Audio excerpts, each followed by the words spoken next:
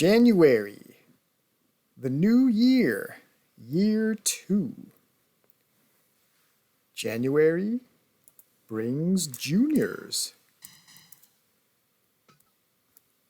Plural. We had one, now there's two, which is enough for a junior championship. So let's look at them both, shall we? Examine the two competitors. So they each have B, popularity in America. So first letter again for popularity. And they're also similar in that they don't mind cheating. So if we look at them in order, we began with Miguel. He's got the chair's illusion down in the middle of his bottom, in the bottom middle profile. Chair's illusion, we saw the Baron Charles use that. It's basically you grab a steel chair and act like your opponent hit you with it and see if you can earn a cheap disqualification that way. So it looks like he does that. His opponent, Shota Irredeemable Inaba out of Japan. So it's Mexico versus Japan. Miguel Hernandez is Mexico. Shota, if you look in the middle of his move list, he's got a bite. In fact, that's not all he's got. He's got more than one underhanded technique. So, should be interesting. Okay, so between the two of them, you know the expression, we've mentioned it, the true north, strong and free. Well, this is the strong versus free match. It's Miguel, match style strong, middle right there, match style strong. So he fights in our homegrown Canadian strong style. And Shota fights freestyle. So the true north, strong versus free. Another difference between them is Shota actually gets paid a lot more. If you notice, Miguel only commands $1,200 in salary per month. It's not a lot. Shota, irredeemable, in the mid 6,000s roughly. So a lot more expensive for him. But you do see where that extra money goes when he wrestles. I've seen him wrestle. He's quite entertaining, so don't mind paying it.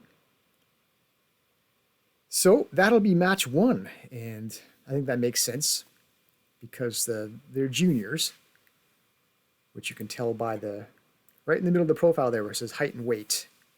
After the weight, it'll say J in brackets to denote they're juniors. So smaller guys, more agile guys, you expect higher energy, higher flying. So I think that's a great way to kick off an event with juniors. Get some energy in the place. So, match 2 will be 2-on-2 for the Tag Team Championship of Canada. So, the unthinkable, the inconceivable has happened. If you remember from December, wise man Ted Axel finally picked up his first win of any shape or size. It was in tag team contender action against the former champions, Team Satan. So that earns Team Pearl Harbor a title shot.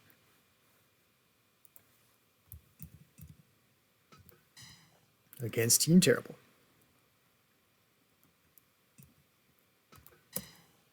So Pearl Harbor,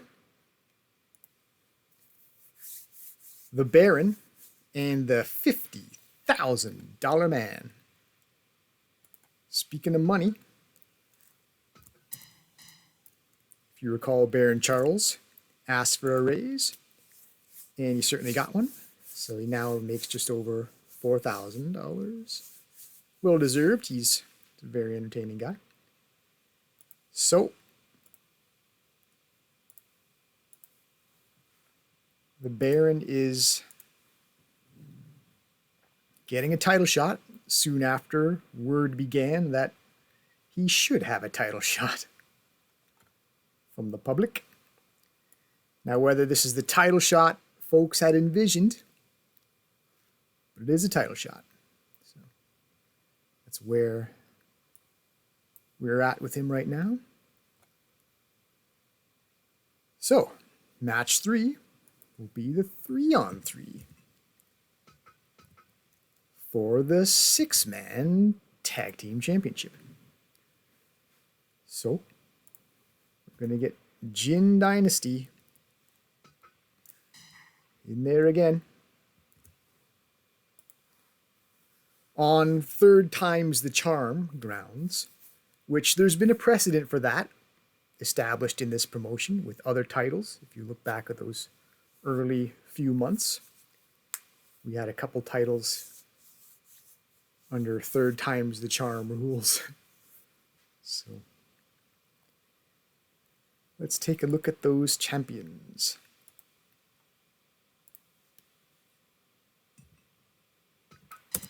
Team Canada,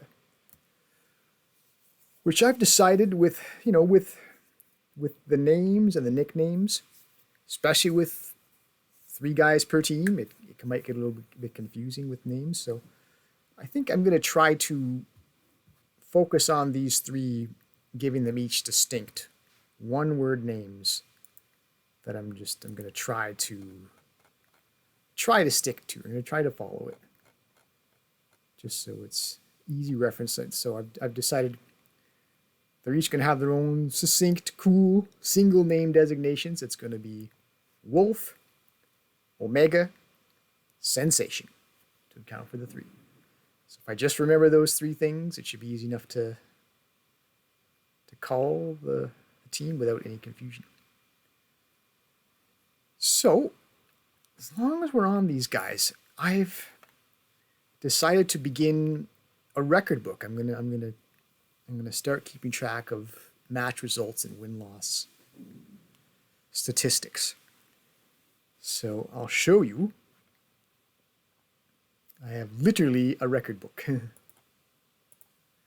Because if it seems like a while since I put a recording up, it's because I went back and I watched the entire first year, all 12 shows, just to get like a year in review going and reflect on things and, recall some things, ponder some future things maybe. And as long as I was at it, I employed this book here. Notice that? White, red, black. Got the Canadian colors there. So this book, I've decided to just start to write, match results by month and circle the winners and that. And then correspondingly, I have a file which keeps track of everyone's statistics, their records, win-loss records overall, and then broken down by type of match.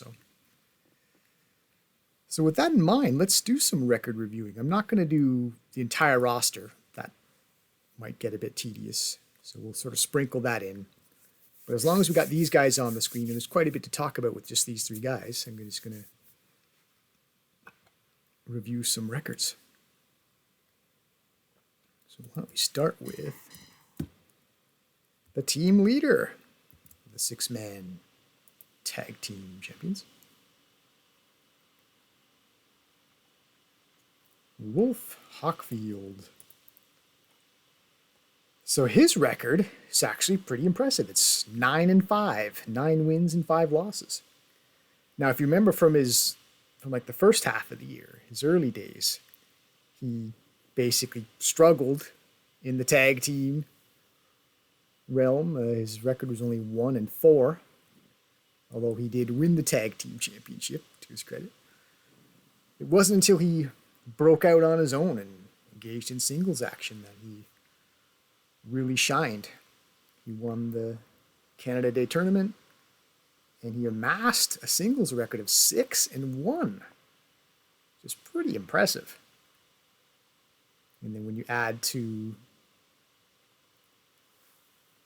the end of that, the last couple months of the year, winning the 2 6-man tag matches, his record's pretty good. In fact, he's, again, the Triple Crown winner. He won all 3 championships. So you might make the case that Wolf Hockfield had the best first year out of anybody. Very good record, all 3 titles. And if you were to subtract, so apparently tag team, the 2-on-2 was kind of his kryptonite. To be fair, though, he was up against a bear much of the time. Like the terrible team featuring a real bear. It was going to be hard for anyone to be successful against them. So let's go easy on Wolf's 1-4 record in the tag team, because that's what he was constantly up against. And if you were to subtract that 1-4 out of the tag, like subtract his tag team record, he would have a record of 8-1. So very good. So speaking of his partner doing a lot of that battling of Team Terrible, Kenny Omega will also not have a very good tag team record as a result of that. Although Kenny's actually a 2-time tag team champion. Because remember, he also won it with Ken. So Kenny Omega, 2-6 tag, but his record was improved significantly by, again, those last 2 months, winning and retaining the 6-man tag team championship. So at least that brings his record up to, with those 2 wins, brings his record up to a semi-respectable 4-7. But he's done, I think he's maybe done a little better than that record suggests. Again, up against a bear much of the time. And he got to finish out the year as a champion, couple wins. And he's won some titles, and he's been up against a lot of big competition. So 4-7 is not bad. Go easy on. So the third member of that team, Alan Hawkins. So, yeah, his record for year 1 is 5-2. 5 wins, 2 losses. Very good. Now, he was only with us for like the second half of the year. Remember, he wasn't original 6. He wasn't part of our first crop of Canadians. But I think for the time that he spent here, you can argue he did very well. He won the heavyweight championship, and now he's a 6-man champion. So I would say year 1, even though it was half a year, was still a pretty sensational year for Alan Hawkins. So yeah, that's a snapshot of what it's like to ponder their records after the year review. So that's match 3. Got one more title match.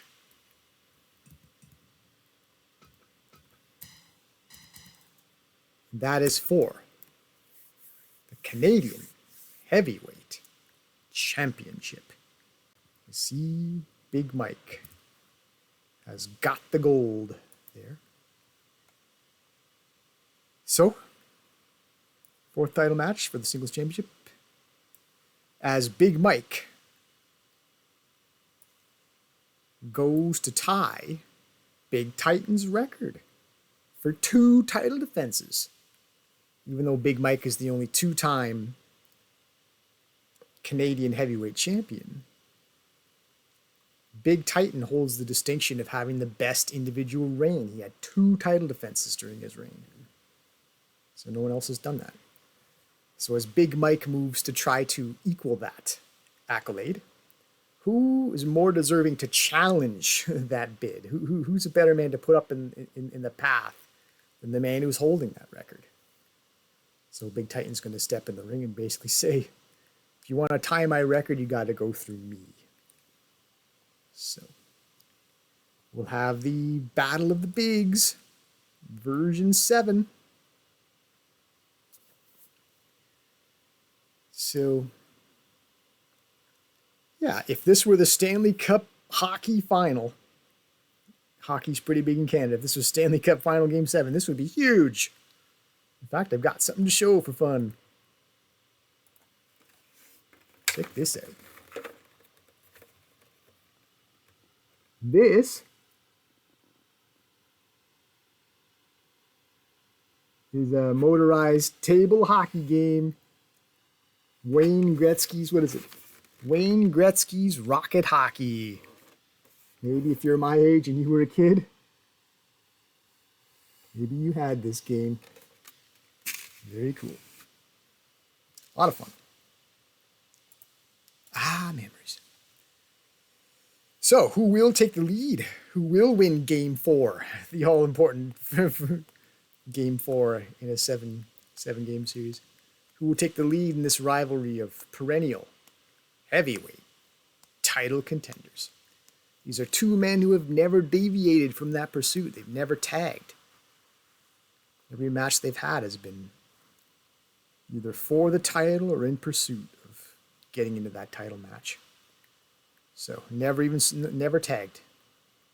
Even though I think it was month 1, I indicated that it's possible maybe they would someday form the big team, but it's never happened. Could happen in year 2. It all depends on, wrestler availabilities and what matches would make sense. So we could still see it, just haven't seen it yet. They spent their entire year, these two men, just focused solely on the Canadian Heavyweight Championship. And what a rivalry it has been. 3 matches apiece. They spent half the year fighting each other. 6 cards out of 12 they wrestled. So, great rivalry. I quite enjoy it. Hopefully you have too. But it's not the main event, though. There's one more main event. There's one more match, and the main event is going to be the mixed martial arts main event. So why is this the main event? And it may seem weird that we got the one match that's not a title match. It's not the opener. It's the main event. So why? Well, if you remember, Ken's Trust went down to B. There it is. It's got a B Trust there. So I figure, why not try a thing or two to try to get it back up to A? Because if I can get it Trust back up to A, I can stop worrying about it. We can just go back to using him however. And I just feel like I don't want to neglect this because we've seen him go to C. And the next step is D. And next thing you know, he's thinking about leaving. And so I didn't bother to bring him on here just to really just let him walk. So I don't mind doing a thing or two to try to make him happy that he made the choice to come here. And so 2 things. So not only is he going to be in the main event, so it's an important match, so that should help. And we're even going to let him wrestle his Stoic style. If you notice, you can read it. Lower left there, the main event, we got Stoic penciled in there. And if you remember, the Black Dragon God, he used to be Stoic style. If you look in the right side of his profile, it now says strong. So that was what I was talking about earlier on, is you can, if you have a guy run a different style for long enough, he'll adopt the style eventually. So I didn't notice when exactly it happened, but inside of a year of mostly making him run strong style, he's adopted the style. So no sooner do we realize he's now strong style, guess what, Black Dragon God? We're putting you back into a Stoic match. We're just trying to cater to Ken. So that's cool. So that accounts for the matches. And I guess as a sort of footnote, we should mention, we referred to Team Satan, but you might notice the satanic duo was never mentioned. That's because they're going to be sitting out. You notice Will Stewart, Satan's foot soldier there. On the right, condition poor. So in the past we've rested guys under this circumstance, just to why risk him getting overly exhausted and have to miss 2 or more months. Who knows what he might miss. So he'll sit. And so rather than have Stanley Adams be the odd man out and have to wonder, what do I do with him? Do I, figure out some unusual arrangement? I think what I'll just do is I'll just let him rest voluntarily. And then I know he'll be in condition for next month in time for Will Stewart's return. And they'll be able to tag up. They'll be able to partner up. Because that's the reason, that's the whole point of these two guys. I mean, they've had some singles action, but I'd rather they be Team Satan as opposed to 2 individuals. So the General and the Foot Soldier will join us for February in all likelihood. Okay, so that's all the individual wrestlers. Just need to get to the venue now. So if we now direct our attention to the right side.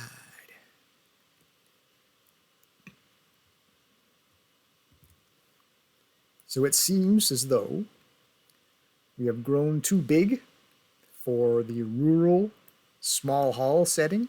That 3,000 attendance venue. So we'd be way over capacity if we tried to run 3,000. And I really don't like doing that. I like to be at or near capacity. Slightly over, I don't mind. But so we're probably done with rural small hall. We probably won't be back unless we have a really injury-depleted roster. And we're shorthanded to the point where we might actually fit into a 3,000 venue. So we're urban small hall now, which is 5,000, and we might stay there for a while. Actually, it might be a while because the next plateau is 10,000. So we might be running this venue for a while as we work toward increasing popularity, add a couple more wrestlers.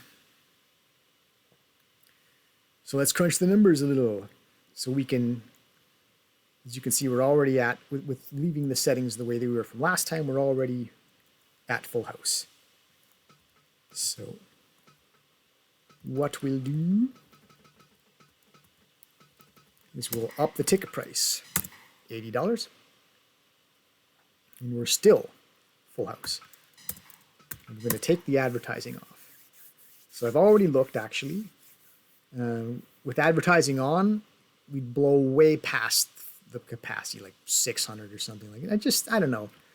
The game will let you get away with that. They'll let you create this massive fire hazard of hundreds and hundreds of people jammed in there. I don't know where they would be. It's kind of redefining standing room only. Where do you put 500 or 600 people?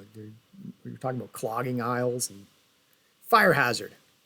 So I'd rather not do that. It just doesn't seem realistic. And I know this is fictional, but I'd rather maintain what is a sense of realism for me anyway.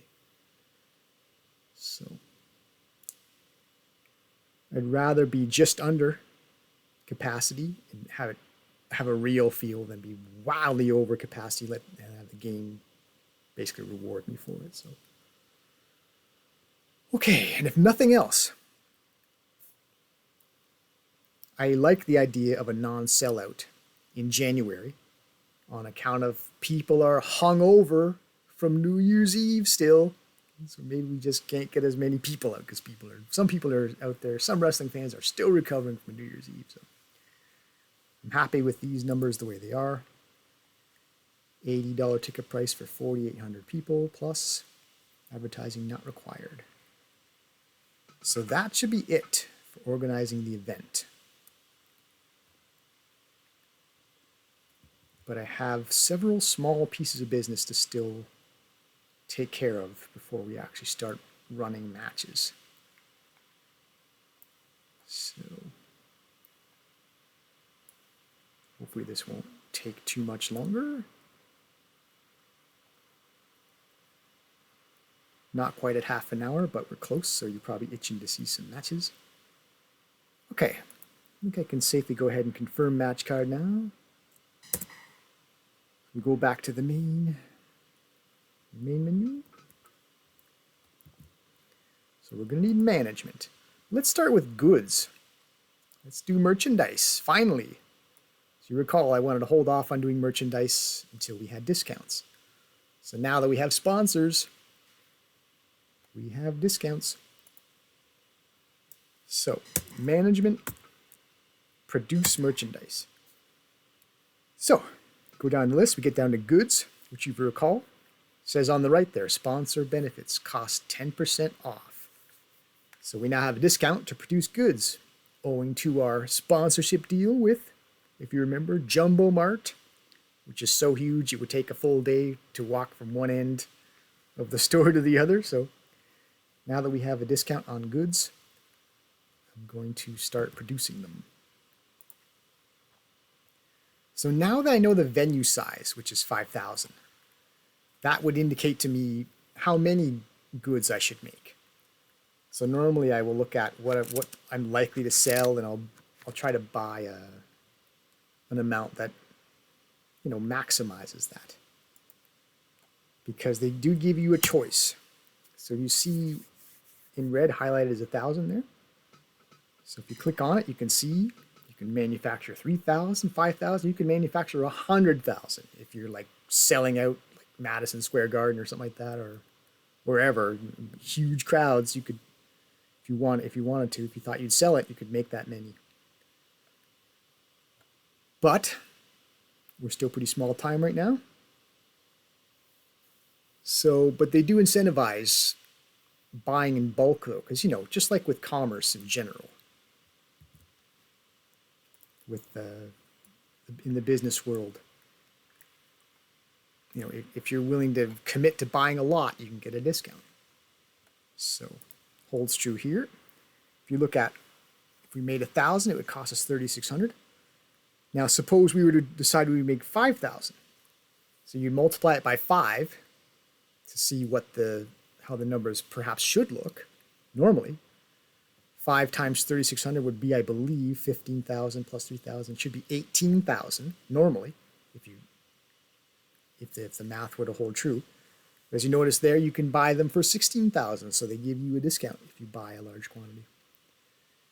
And there's advantage to doing that. You save money, although product age is a factor. If you got stuff sitting on the shelf for a while, then the sales might drop. So I wouldn't go buying 100,000, because if I didn't think I would sell anywhere near that, they'd sit and sit and sit, and then they'd be so old that they would stop being attractive to buy. So you try to sort of work it out so that you buy the optimum amount that you know you'll sell within a certain time frame, and then rebuy as necessary. So I have some experience buying according to venue, so I could buy more than 1,000 and figure out what's the optimum amount. But just for starters, especially in case you haven't seen it yourself, I think I'll just make 1,000. This is our first time making goods. We'll make this the minimum. And, you know, let's just say, you know, maybe I'm a new promoter. Maybe I have no idea what I'm doing here. Maybe I don't even know if 1,000 would sell. So we'll make 1,000 for the first go, and then in future times we'll probably commit to a larger number. But we'll create the minimum and see how that works, and then we'll check in on it in February to see how the sales go. Merch produced goods. So now you can see got 1,000 goods in stock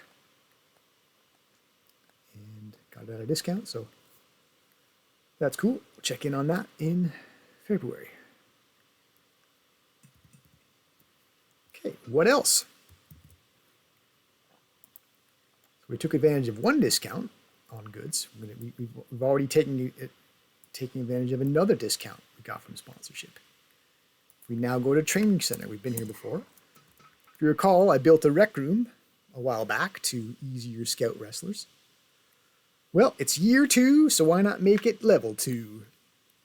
Partly because there's only a few more guys I'm trying to find, and let's just get these guys found. I don't want to wait too much longer to find these people. I don't want to reach a point where I could be signing someone because I haven't found anybody that I want. I go without signing. So let's ramp up the rec rooming. So it says there on the right, you can probably read it. Sponsor benefits reduced price by 10,000. I've already made the purchase, so we got a discount on improving the rec room because of our sponsorship deal with SRGM, our main sponsor, which does real estate. So got a discount from them. So, all good things. So yeah, I don't think I'd want to say who I'm searching for exactly. You're probably thinking who's so damn important that you need to scout and find specific guys. But I don't want to say who. I don't want to ruin any surprises. But hopefully viewers will be pleased with my future signings. Okay, one more thing before we get to the matches. I know now we're 30 and a half, something like that. So now this is, yeah. Apologies if this is too long of an intro, but you know, it's the new year. It's some reflections to look back on, and there's a lot to think about and talk about, I think.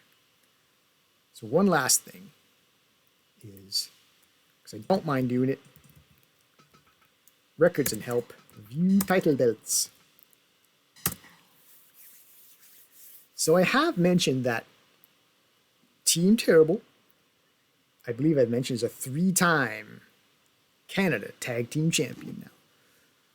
But that doesn't even paint the full picture of just how great this team has been, how dominant they've been. Because not only is the Terrible Team 3-time champions, but you notice they're the only multi-reign champions. They're the only team to reascend the mountain at least once. Everyone else has lost the title and not been back. Wait, that's not true. Because even though Kenny's only mentioned there one time,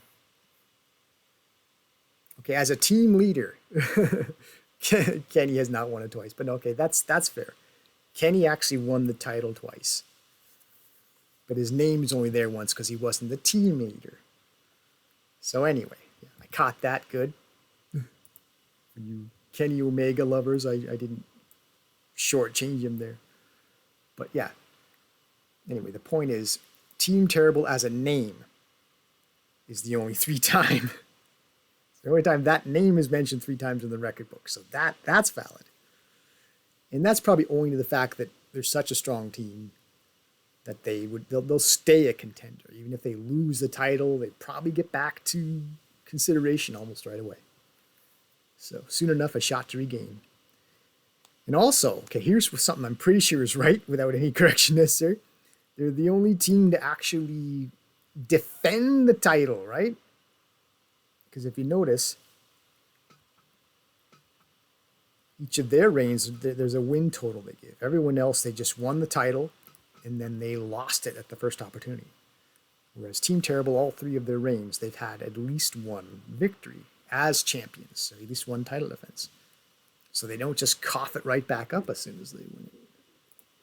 So, yeah, so that's a good year in review for how successful Team Terrible has been.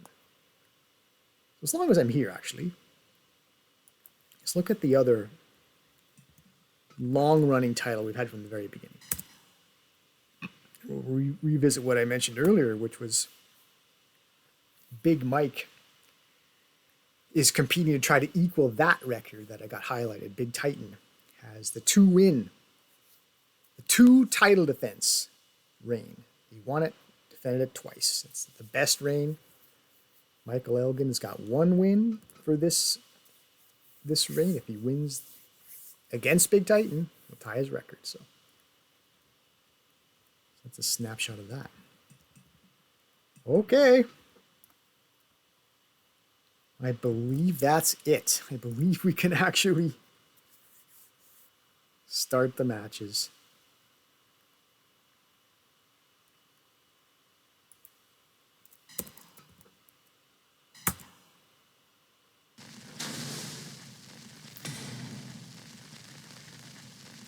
January of year 2.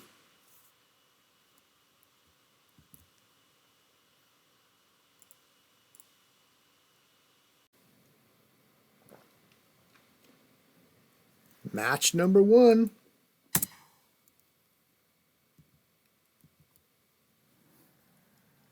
First true junior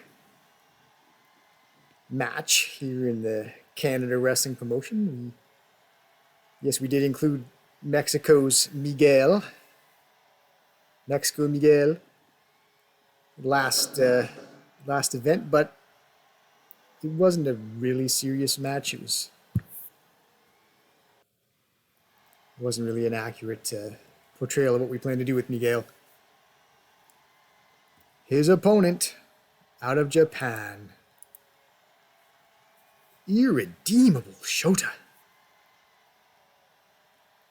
Shota the Irredeemable Inaba. Okay. Before we actually start the match, fight. I was going to mention something about the logo across the middle, which you'll see enough of it soon. I just want to take a moment to talk about it. Now, I guess maybe if I looked up on the internet, maybe there'll be some indication of what SRGM stands for. Maybe it's information's out there, I don't know.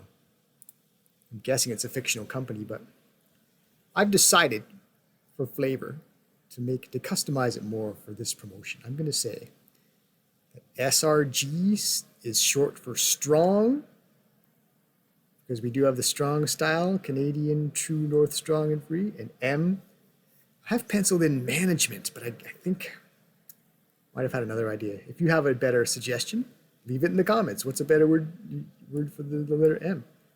For now, I'm going to say that SRGM stands for Strong Management, which is what I aspire for as your CEO of the Canadian Wrestling Promotion. So here we go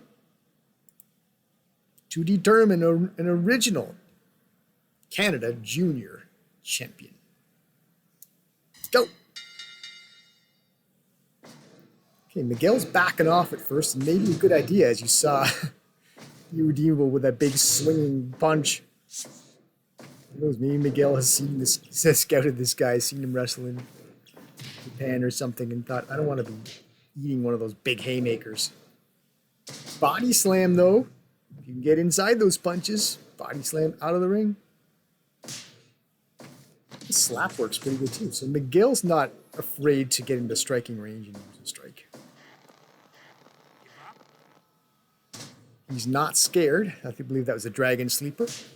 Miguel is not scared, although he is kind of scary as he executes that moonsault pin attempt way too early. It's a pretty scary mask. There's a lot of masked wrestlers in this game. Maybe I'll run a Mexico promotion someday. If you're interested in that, would you like to see me run a lucha style promotion? Leave it in the comments. Maybe I'll do that. There's a lot of masked wrestlers. Usually they're not kind of... Well, I mean, some are disturbing. Some are not. Some are more fun. So now that we're down toward the middle, we can see other sponsors on the lower sides. King's Play Sports. Either you love their designs or you hate them. Jumbo Mart. Another body slam out of the ring is Miguel. Rather than pursue his man out, he's appealing to the crowd. Get the crowd going. Opening match. Get some energy in this place with these juniors. Gives Shota plenty of time to get back in the ring. And now we might see some of the more mixed martial arts style. Although we've seen more of a varied attack from Miguel so far. I think maybe any chance that Shota is a bit out of his element here. He's had to maybe travel across an ocean to get here, Pacific Ocean. Meanwhile, Superfly off the top, hitting on the back. Everything seems to be Miguel's way so far. Neck breaker. At least Miguel had a chance to get his feet wet here in December. He's not overawed by all this. Frankensteiner. Two of them, why not? Maybe Shota's got jet lag. Oh! There's some jet fuel for you, jet fire. Yeah, I didn't want to spoil it. If I'm surprised, it's because I've just been thinking about everything but yeah, I know he does that. So fire breathing. It's a big part of why he's here. And I mentioned he doesn't mind cheating a little bit. There's the sickle. The sickle scrape. Miguel's mask might have protected him from getting torn open there. Oh. Wow. Some sort of package brain buster? Maybe Miguel hurt himself more than his opponent because Shota's right back up with the irredeemable torture grind. And out of the ring again. Is he going to fly? Wow, spring. Oh, slingshot, moonsault, something or other. McDawson, whatever it was. As does the King's Play Sports logo on the side there. Shout out to our good wholesome sponsors. Fighting outside the ring. Shota needs to catch his breath, I can understand. Miguel has looked energized. I mean, he paid his dues, right? If he can ride this momentum to being the first junior champion. So there's the other sponsor. Moonsault from the top rope. If you see on the turnbuckle there, Monster Gains. So that's where we'll be seeing the good folks that are paying us. Giving us discounts. Backflip dropkick again with a moonsault. Yeah, so Miguel paid his dues by having to fight Big Titan, former heavyweight champion. That probably was not fun. And now he's just getting brutalized with strikes from Shota. So if Miguel wins this, maybe he deserves it. But he's up against a very violent, nasty rule breaker. There's that package, Brainbuster again. Will we see a 9-minute finish? Yes, we will. 9-minute finish right on the dot.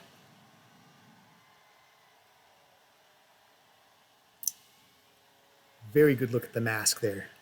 So yeah, Miguel came in with high energy. He overcame the initial flurry of cheating executed by the irredeemable Inaba. We saw the fire breathing and the sickle cheating methods, but Miguel Hernandez weathered that storm, and he is the original Canada junior champion. Yeah, I think I like Shota, but I think that a lot of this makes sense. Miguel's already gotten acclimated. He didn't just come across the Pacific and heavily jet-lagged. We did sign him first, so. And he was referred to all the way back in, I believe we referred to him all the way back in January of year 1. So why shouldn't he win the title January year 2? I think that makes perfect sense. 86%, good way to start the card off, get some energy, get some excitement into the venue for the rest of the card. And here we go, here's the official announcement. New Canada Junior Champion.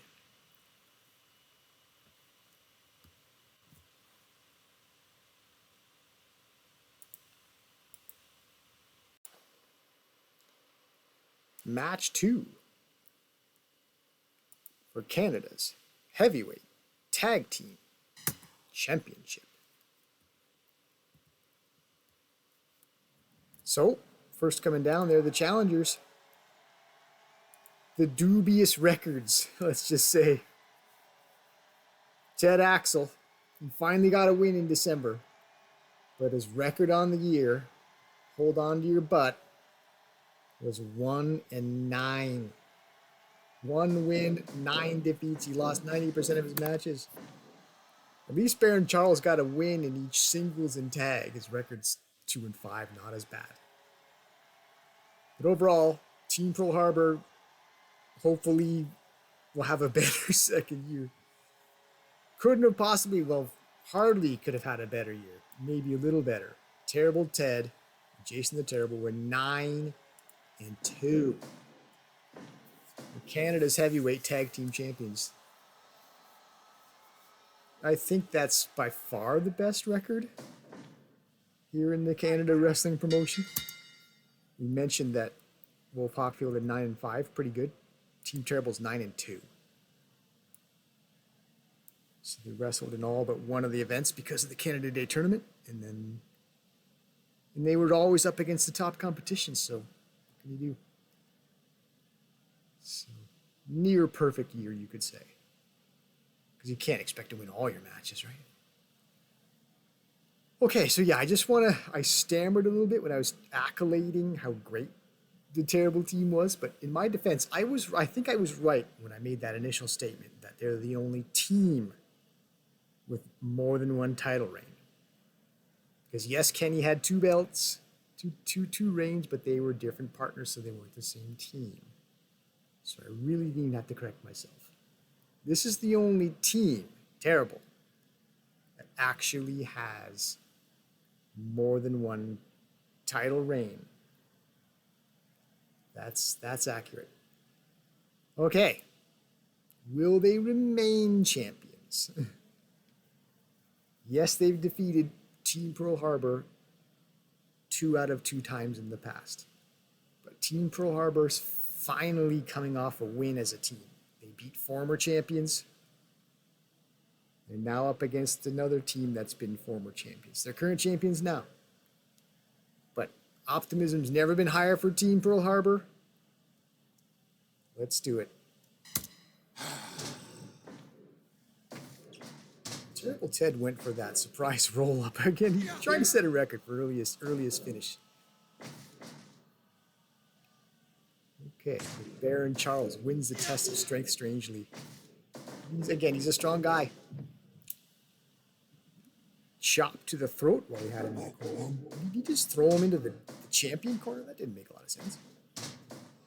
Error in judgment there. Perhaps by the Baron. Ideally, you keep your opponent in your own corner. So now we have the arm in choke. Misses on the football charge. The initial takedown was stuffed. Then Terrible Ted got it eventually, only to be put into an arm submission. Vertical suplex, so might as well start utilizing some of that power. It's got a lot of it, doesn't there? Slap to the head. And first tag. Baron replies by tagging his own partner, and we will see the assisted powerbomb. Okay, so now we're back into the blue corner. Challenger's corner.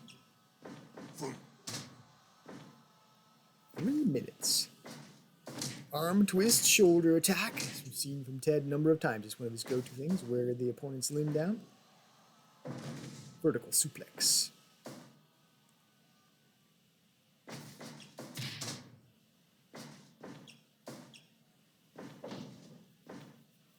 Stomp to the spine. Elbow to the spine again. It's been a spinal assault here by Jason. Again. Elbow. Stomp. So Wise Man wisely breaks up that momentum with a sort of a front dropkick. The $50,000 dropkick. Eye rake by Jason the Terrible. Particularly vile thing to do, considering you really couldn't get revenge on Jason if you went to eye rake him in return. It probably wouldn't have any effect. He does have the hockey mask. Snap there. I'm not sure if I should be talking any louder because I'm experimenting with decreasing the volume ever so slightly. I think on a previous recording, I watched back on YouTube, I was hearing like a bit of a reverb. Once in a while the audio cuts out a little bit. So this is an experiment with slightly lower mic volume. Let's see if the sound quality is noticeable. Better or worse. So I'm always worried about being too quiet. So that doesn't do any good. If you got the mic volume up too loud, the mic volume might even pick up the gain volume, might pick up other things, and then you got problems. So we'll see.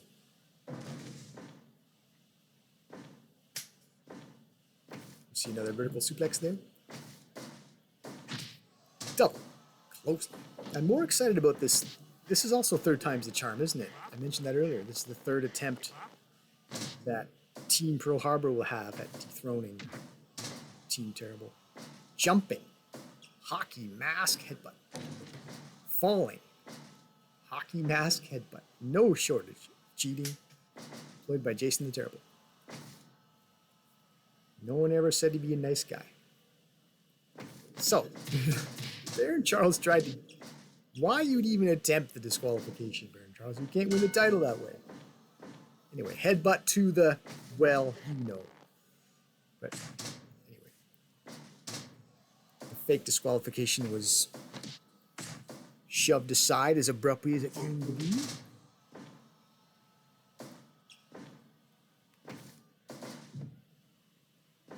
I'll admit, as we get the cartwheel reverse avalanche.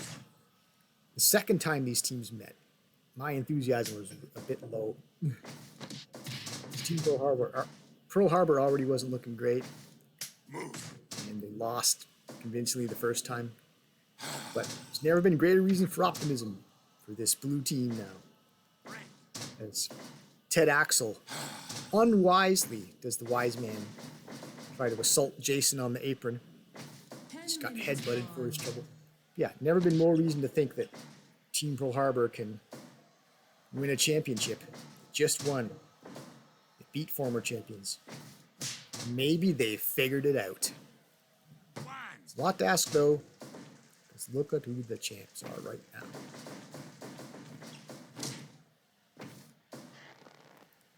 But they've shown they can beat guys who held this title. So why not? Why can't they win the title? There's that neck crank. We've seen, I think, maybe 2 or more submissions with that. Baron Charles was in the ring. Wasn't going to stand idly by. Watch his partner quit. Hip toss takeover into the corner. So Baron counters what might have been a submission attempt by the Bear into another arm submission attempt of his own. It's probably the best thing you could possibly do is if you see that Bear choke on its way, just find a way to just to beat him to the punch. It's quite a few people have packed it in when that Bear strength is across their neck. Well, that chair disqualification thing hasn't worked in 2 tries. The referee hasn't even considered it, so maybe the Bear needs to focus on what could win these titles. Okay. Well, this might be a good way to get your opponent out of focus. Oh. There's different interpretations of that. I don't know which makes me more uncomfortable, my interpretation or my friend Chris's interpretation.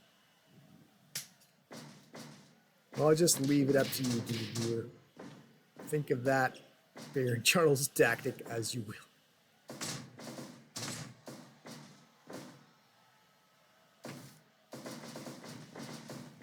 As I've said, it's discomfort tactics. Just make your opponent kind of not want to be there, maybe. Maybe you'll submit. Could you imagine if you won the title that way? Or won the tag titles or any title? By just having your opponent saying, you're giving me the weirds too much, I can't take it, just get me out of here, you can have the title, just stop that stuff you do. Anyway, meanwhile, we have a pretty interesting tag team title match right now. Gone over 15 minutes. And well, I was about to say, Team Pearl Harbor didn't exactly just pack it in, they came to fight, but as we've seen a few times, that time the standing guillotine choke. Yeah. I mean, third time wasn't the charm there. You might even argue 3 strikes, you're out. I don't know. I guess if Team Pearl Harbor can get another significant win, they'd have to get another shot, but it would be a hard sell for an immediate rematch because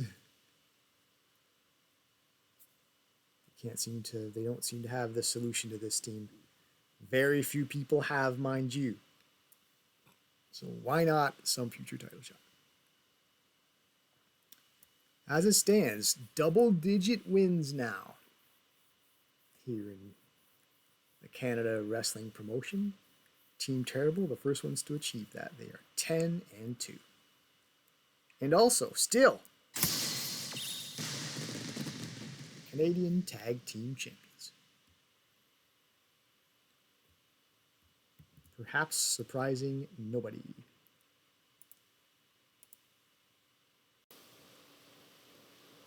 Match 3. Third title match for the 3-on-3 or 6-man title. So, a word on records again.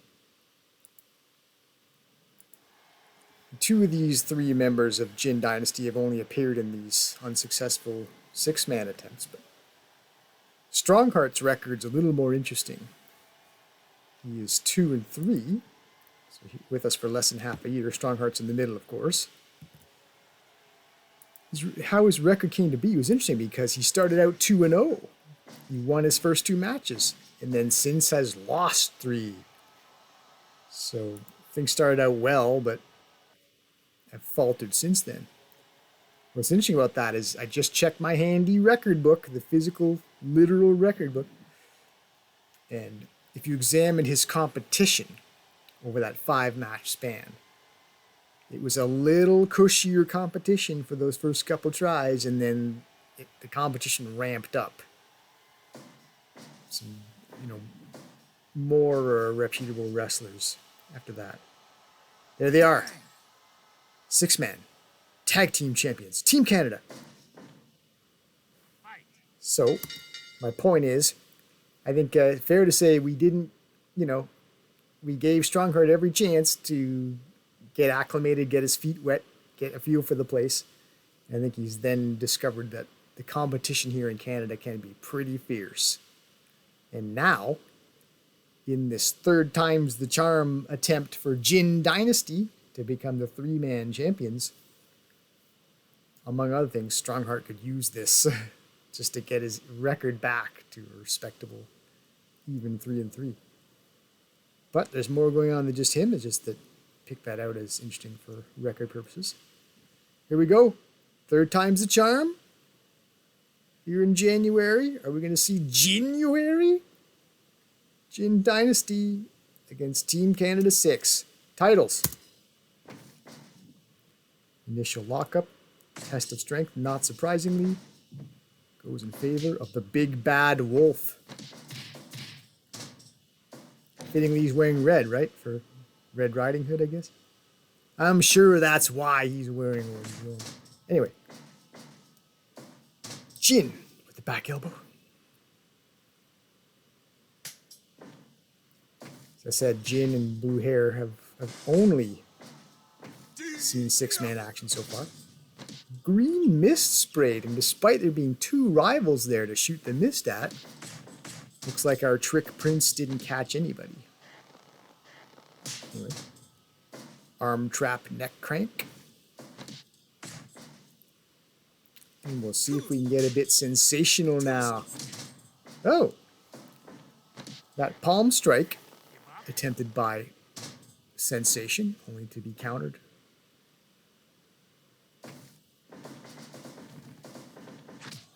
Wow. Jumping reverse kick. Tags out to Blue Hair.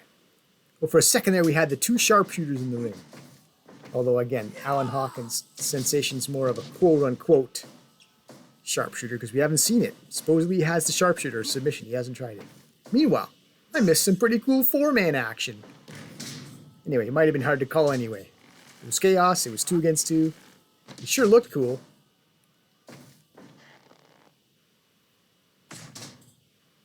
Elbow to the spine. Omega lands the chop. Moving into the Canadian Championship corner. Backslide. Too early. Guess you might do that to put your opponent off balance, confuse him maybe. Eye rake. Yeah. Have we seen that many eye rakes out of Omega? stock market crash, that falling fist. Now, did anyone besides Ted DiBiase have that move be called the stock market crash? Because he was the rich dude. It's probably a more generic word for it. Falling fist sounds good to me. Now we have former tag team champions, former two-man champions. They were called Wolf and Kenny back then, Team Canada Blue. Seems like a while back now. They reunited for as a three-man team. Been pretty successful so far. Here was that armbar that Wolf Hockfield has had some singles championship success with. Now maybe go back if you're keen to watch some of the history of these two. I seem to recall there were moments in previous matches with these two teams where it seemed like Strongheart unloaded a lot of big power offense onto Wolf Hockfield. Maybe someday they should fight in a singles match. It looked like Strongheart knew what to do against the big bad Wolf. Anyway, future consideration.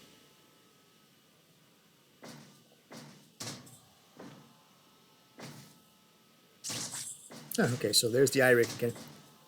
So if we haven't seen it much from Kenny in the past, maybe we have, maybe I'm just not remembering, but it's definitely a strategy right now. Disorient the challengers by going after their vision. Moonsault, top rope.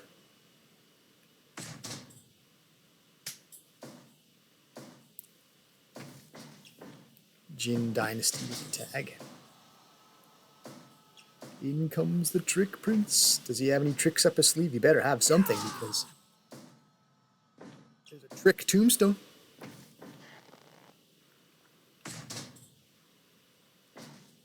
Yeah, Jin Kiritani better figure out something here because we're running out of excuses to run this match. Yes, it's a 3-on-3 matchup we can make, but I guess it's going to be the same outcome every time. It's going to be harder to justify. Oof, reversal on the tombstone that time.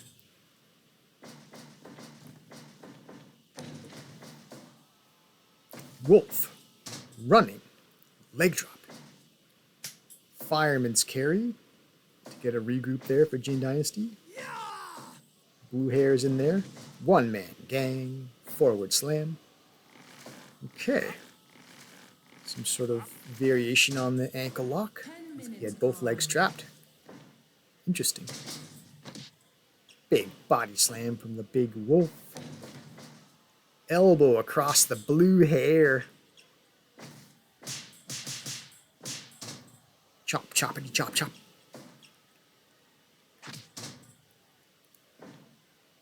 Big boot to the blue hair again. Gonna kick the blue right out of his hair. More kicking. Yeah, this was supposed to be the battle of the sharpshooters. Seem to recall in my year in review, I didn't see Sensation use it. Maybe he'll pull it out at a very crucial. See that's what I'm talking about, right? That's the sharpshooter. That's the second time we've seen Blue Hair apply it, waiting on the Canadian Sensation to pull out his version of it.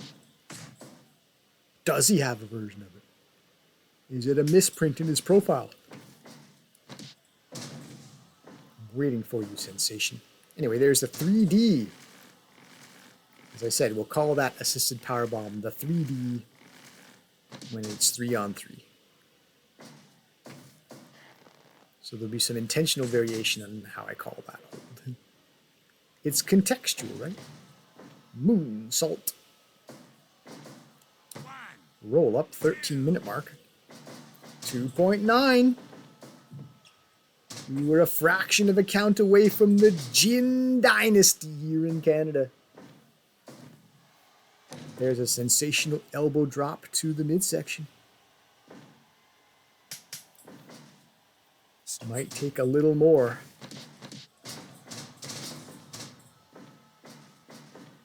before we see anything resembling Chinese champions here. As I was saying, Jin Kiritani might be Chinese. The other guys, likely Japanese. Specifically. Within the region of Japan, as this game describes it.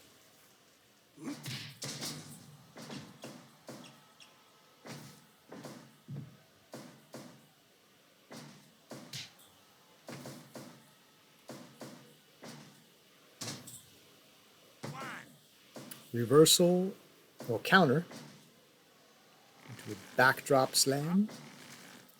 Submission hold applied. We're past 15 minutes. That's about how long it took for Terrible Ted to win the two-man tag. I guess it's deep enough in the match that partners should start to become concerned for each other's welfare in terms of losing the match. Figure 4 leg locks. We've seen several different submissions applied by Blue Hair. Well, he doesn't seem to fight the same style as those MMA guys. Our main event tonight. This event will be that MMA style. But when you've seen enough of it, you kind of know the style when you see it. So. These three are more these three members of the Japan stable are more of the traditional wrestling style from my childhood. I say traditional. Traditional is a contextual word, isn't it? Because if you're from the generation before mine, you can't escape, mind you. You might have a different sense of what traditional means. This depends on how far your memories go back, I guess, and what things were like then. 2.9. 2.9. Well, he said you can't escape with Omega. His opponent did escape. Meanwhile, chaos in the ring. Chaos in the ring.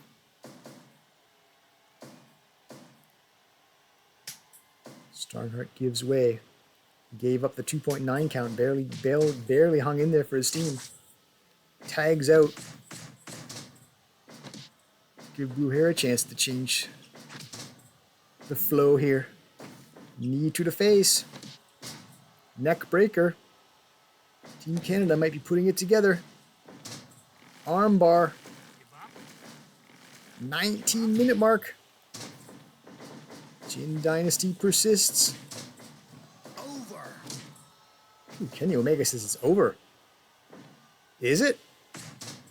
Let's wait and see. Oh, here's the Phoenix Plex. Deep in Jin territory. 2.9 again. Wow. There we had the jackhammer by Strongheart. 20 minutes gone. Well, Jin Dynasty leads in the 2.9s.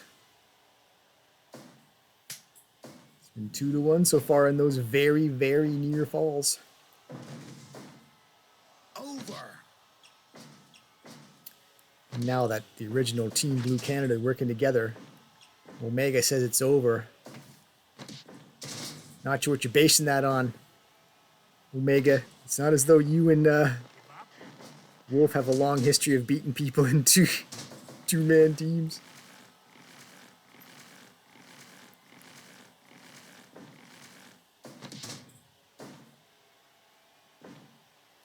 So Blue Hair wisely getting out of there. Get a fresh guy in there. Team leader Trick Prince rescuing Blue Hair from that predicament. Wow. Spinning. Sit down. Powerbomb. Falling fist. Jin Dynasty with the pin attempt, only one. Okay. Chaos. All 6 men in the ring. Chaos. Fire. Jumping powerbomb. Jin Dynasty escapes that predicament with a kick to the top of the head. Oof. Elbow death drop. Which I believe Omega's old partner Wolf has done before. Ooh. Some sort of fisherman brainbuster. Trick Prince is handling these one-time tag team champions by himself. top rope moonsault. Rolls him up. Will this be enough? We have it. Third time's the charm. The Jin Dynasty has taken the throne here in Canada. As I said, January. Well, far be it from me to say that a Canadian team losing is good. But as I mentioned way back, well, not way back, but when I added this title, I did sort of point out the real reason we're having a title here is because of the Jin Dynasty. The Canada team was made in response to it, so I feel like the Jin finally getting this done validates my decision to do all this. So here we go. You'll probably see it again next month, but as a type of acknowledgement. Not to rub it in for Canada's misfortune, but I mentioned this before. I believe the Three Kingdoms novel, or the Romance of the Three Kingdoms, as the story is sometimes referred to in video games or otherwise. So here is the 3-volume novel. Three volumes. About the fall of the Han Dynasty, Three Kingdoms, and the dynasty that didn't immediately replace it, but ultimately reunified the country. The reunification of the country was done by the Jin. So, yeah. This validates my interest in history. Plenty of stuff in this promotion has validated my patriotism. And so I'm just going to take this moment to appreciate something that's a little more personal to me doesn't rely on Canada. The Jin Dynasty has gained, for the first time, the 3-team, we'll call it, 6-man tag team championship.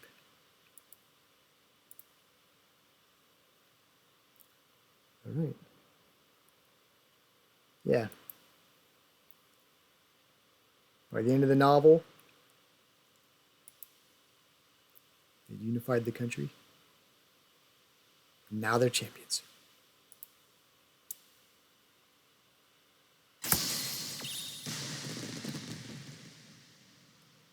No. Good match evaluations too. That was 95%. We got 87 as an average so far. So good show, boys. Keep it going. Fourth and final title match prior to the main event for Canada's heavyweight championship. So here we go, game 7. These men have fought to a 3-on-3 series. So, more record stuff. Big Titan, his record on the year was 7-5. 7 wins, 5 losses. Frequently in against the top competition again. So, he missed a couple months due to resting, but he had the tournament, which was 3 matches. So that's why he ends up having 12 results in 12 months despite missing a couple. Anyway, Big Mike, 6-4 on the year, so slightly better percentage. And it's worth pointing out, though, that many of the matches these guys had were against each other. So that's to be factored in. If you don't think the records are too exceptional, well, every time they fought each other, one would have to take a loss. When you look at records, like in any sport, it pays to consider the level of competition too, not just the wins and losses. Anyway, body slam, perhaps the first significant move of this match. With a significant amount of pride on the line, in addition to the title. We could have significant entry into the record book. Big Mike can get this win. He can equal Big Titan's most impressive reign. And it really was very impressive, Big Titan's reign. It's worth pointing out that not only did he have 2 title defenses, but he did win 2 matches in the tournament, which don't show up in the record book. So his record's even better than it's better than it looks, I would say.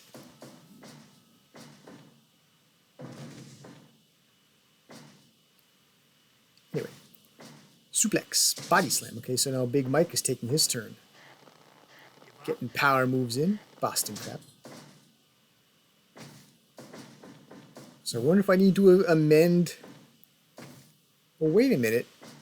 I think 7 and 5 I did include. Yeah, I think I added 2 wins and a loss for that month. Okay.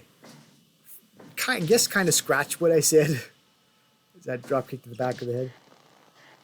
Wait a minute. No. So here it is. The record 7 and 5 is accurate.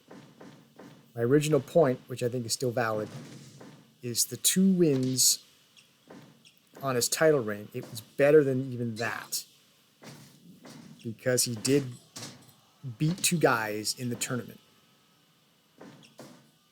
before dropping the final. And those 2 wins in the tournament, while he was champion, I believe, they wouldn't show up in the record book for View title belts. Okay. I'm wasting a lot of wind here going through all this. Meanwhile, rolling senton from the top rope by Big Mike, always very impressive looking. Arm breaker. 5 minutes gone. Well, hey, at least I'm not sitting here in dull silence with nothing to say. Just trying to make it interesting. Sometimes it can be a bit hit and miss, I guess. Anyway, spinning back suplex.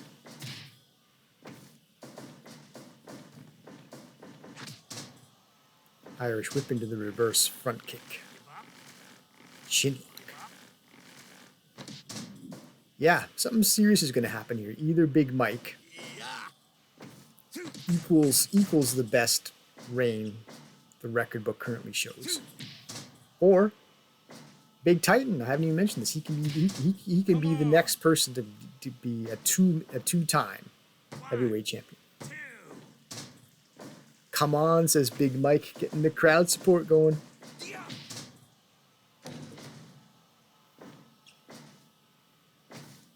Big clothesline, Titan clothesline, we should call it.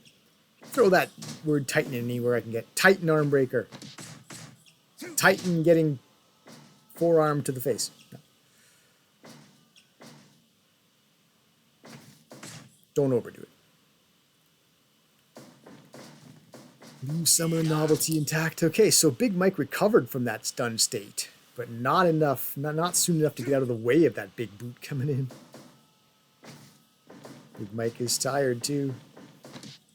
I think Big Titan might have been breathing heavy earlier too. Sort of playing a bit catch up. Replaying what I just saw in my mind and commentating on it after the fact. Because even I don't know what's going to happen as it happens. I don't see the future. Big ripping clothesline. But yeah, of course it pays to call the action soon after it happens. Don't wait till we moved well on from it. Ooh, there's one of those power bombs into the turnbuckle. It's got to be a rather abrupt, jarring impact too. The gorilla press into the power slam into the turnbuckle. Not going to be a count there. We're all tangled up in the ropes. Elbow across the beard. That might be a sign that Big Mike is getting close to a finish. That gorilla press power slam is so impressive. But hey, reversal on the vertical suplex. Big Titan outmuscles his man, is in pursuit. We'll have some out of the ring brawling. Goes for the power bomb, but Big Mike backdrops his way out of it. 10, 11, 12, Elbow to the beard precedes the exploder. 15, out onto the floor. Into the ring, too, for good measure. Two kinds of exploders. Only 11 minutes and change in there. Not surprisingly, Big Mike has got more in reserve. There's something he had in reserve. The Elgin bomb, but we're into the ropes again. Not even a choke slam attempt there. Big Mike escapes, but he won't escape. The vertical suplex. 2, 3. Out of the ring. Big Titan in pursuit. 1, 2.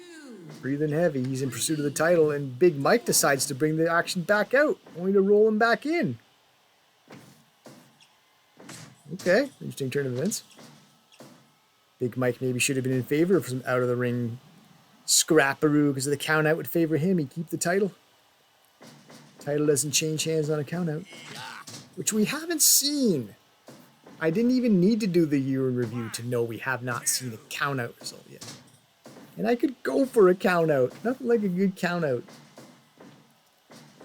Just because it's unusual. Anyway. Reversal. A vertical suplex. Samurai bow. Catch his breath. So this time we're going to see the super bomb. I believe it was called that. Choke slam into sit down power bomb. I think we identified that as a super bomb. I think Big Titan might have won the #1 contenders match against this very opponent with that move. Clothesline. Gone past 14 minutes.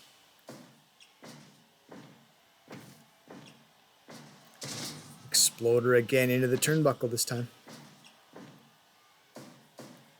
Does like to attempt the pin off that. It is his signature move.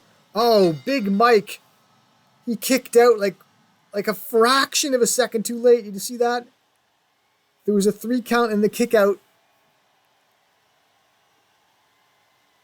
We have a new champion.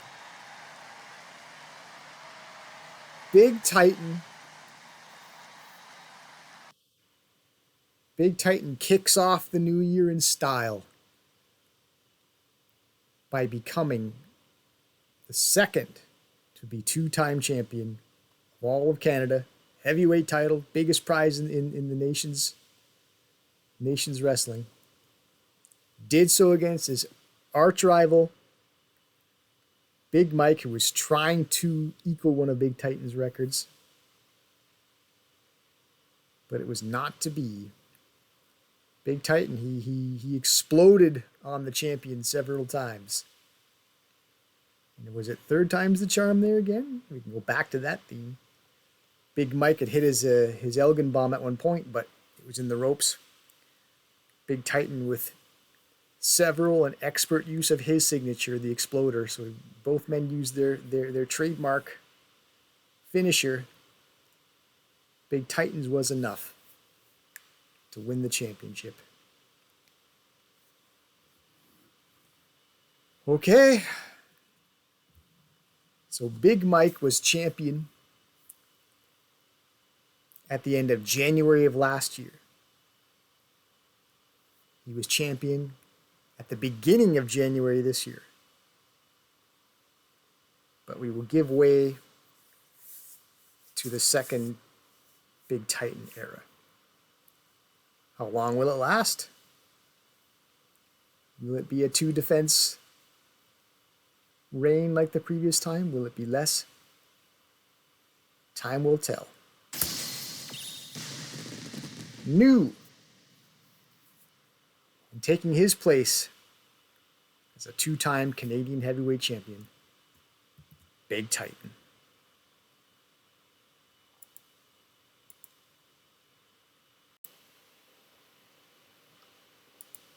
And now time for the Stoic main event.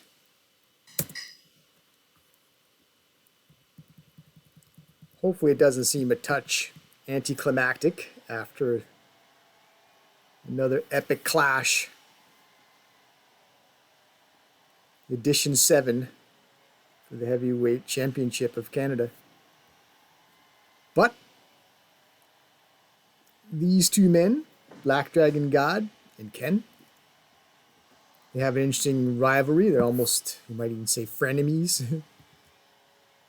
They've faced each other more than once. I think they've teamed more than once. I guess it's just about competition, in whatever form. It's not about like or dislike. They're not necessarily friends. They're rivals. They probably both want the same thing. They want to be champion. They probably want to be the best. And while they will find common cause where it's called for, if they must face each other, they'll do that. And they will do it now. Headbutt to the back of the head. Jeez, that's vicious. Hip toss. And these two guys, they've had some pretty mixed results overall. I think their records are roughly average. And so, you know, they've had their ups and downs. They've won, they've lost. You might say they've been serviceable members of the roster.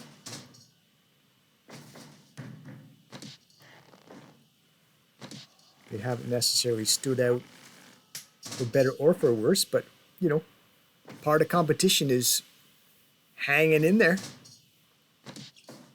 Just living to fight another day, winning enough to be relevant. Because, you know, they've found themselves in title matches before. Oh! You just saw blood. Was it a knee to the face? So busy pondering the big picture that missing the action. You probably saw it because you probably weren't staring at me or listening to my nonsense. You probably saw that blood get drawn. Anyway, okay. I already moved that this will be a worthwhile main event as we see more of those knees to the face. Hopefully there are more. Counter into the armbar because, you know, with Canadian red blood, or in this case, I guess Japanese red. Japanese red blood flowing all over a Canadian red ring.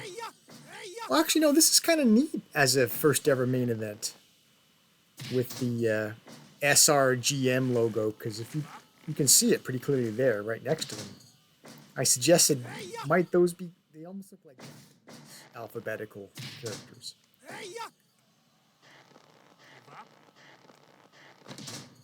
So if that's the case, then, you know, why not have the first main event be these two Japanese fighters?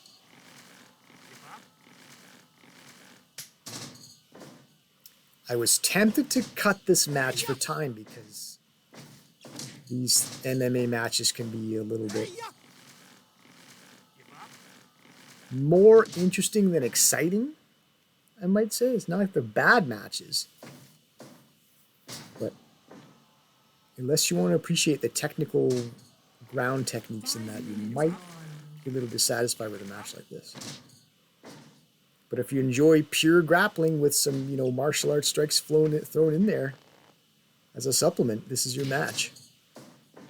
And as I can feel a bit of catch in my throat, this is probably my last match to call for this calendar day. Don't want to lose my voice, then I can't do this anymore for a while. Last match of the event. You know, I'll probably need some sleep before I do any more. Takedown by Deathblow Ken with the Black Dragon God. Reverses it into an armbar. So there's little nuances like that if you enjoy pure combat sports, maybe you appreciate. Things like that, little reversal into an ankle lock. Things that, you know, practical things in real fighting. If it may seem silly to apply an ankle lock in a street fight, consider this.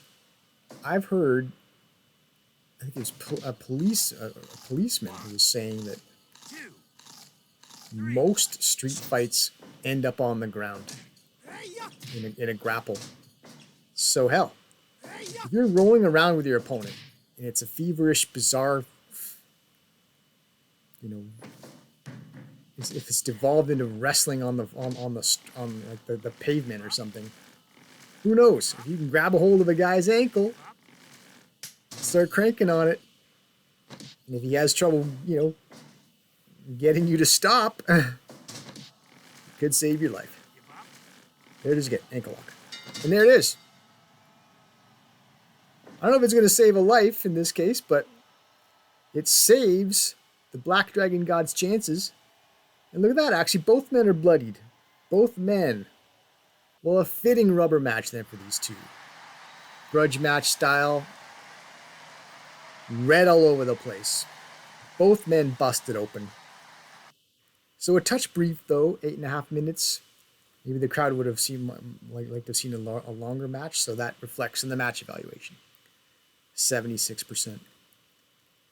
But for my money, A, it wasn't too long, and B, we saw blood. We don't always see blood. We've had most events we've gone no blood in the matches, so I would say that's fine. I can live with that as a main event result. And Black Dragon has the advantage in this series now. Ken's been a champion, a tag champion. Black Dragon God's been not any kind of champion, but this might be a tiebreaker consideration for if only one of these guys is about to get a future shot at something. Maybe it's Black Dragon God because of this win. So congratulations to you. Better luck next time, Ken. Hopefully you were made happy by being in the main event, wrestling your stoic style. Maybe your trust will even be A. I'll have to take a look. But that's a consideration for February. So the 76% main event match evaluation was not great, but so many good matches on the card. The had back-to-back 80s, back-to-back 90s, so very useful overall result for this card, for this event. So we had some no-shows, actually. If you remember, the attendance was originally forecasted at 4,800. A couple hundred people didn't show. So maybe that's more of the hangover effect. People were still reeling from New Year's Eve. They bought, or at least they pledged to show up. I guess they didn't buy tickets because we're not going to get credit for it. But we thought we'd get 4,800. Some people stayed home to sleep off the alcohol and didn't show up. And they missed some cool stuff. So shame on you, 200 people who didn't show up.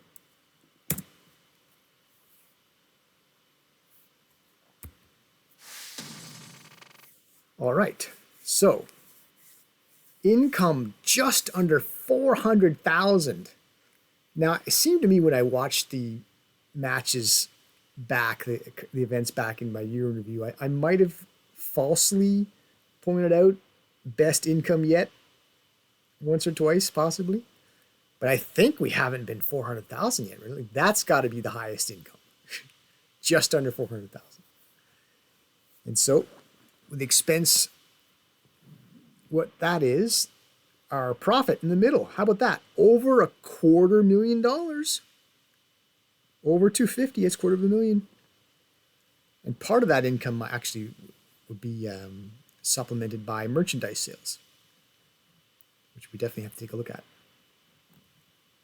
See how much we sold. So, might do some post-match. But if I don't, in any case, hopefully you'll join me for February.